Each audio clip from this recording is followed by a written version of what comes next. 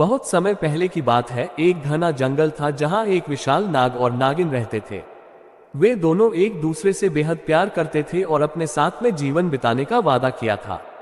नाग और नागिन के पास एक अनमोल मणि थी जो रात में चमकती और पूरे जंगल को रोशन कर देती थी। इस मणि को नागमणि कहते थे और इसे पाना हर किसी का सपना था, क्योंकि कहा जाता था कि यह मणि अनंत शक्तियों का स्रोत है। एक दिन एक लालची तांत्रिक को नागमणि के बारे में पता चला। उसने इस मणि को पाने के लिए नाग नागिन को मारने की योजना बनाई। तांत्रिक ने जंगल में जाल बिछाया और नाग नागिन को पकड़ने की कोशिश की, लेकिन नाग और नागिन उसकी चाल को समझ गए और सावधान हो गए। एक दिन तांत्रिक ने नागिन को अकेले जंगल में घूमते हुए देख लिया। उसने अपने जादुई मंत्रों से नागिन को बेहोश कर दिया और उसे कैद कर लिया। जब नाग को अपनी प्रिय नागिन के लापता होने का पता चला तो वह क्रोधित हो गया।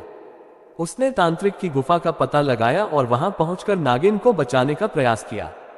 तांत्रिक ने नाग के सामने एक शर्त रखी कि यदि वह अपनी नागमणि उसे दे दे तो वह नागिन को छोड़ देगा। नाग अपने प्यार के लिए कुछ भी करने को तैयार था। उसने नागमणि तांत्रिक को सौंप दी, लेकिन तांत्रिक धोखेबाज निकला। उसने नाग और नागिन दोनों को मारने की कोशिश की।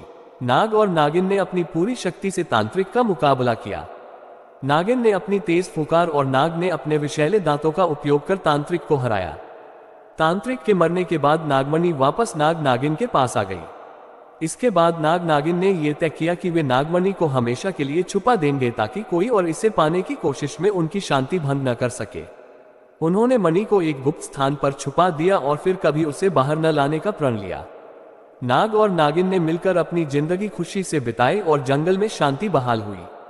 ये कहानी हमें सिखाती है कि लालच का परिणाम हमेशा विनाशकारी होता है और सच्चे प्रेम और समर्पण में बड़ी ताकत होती है।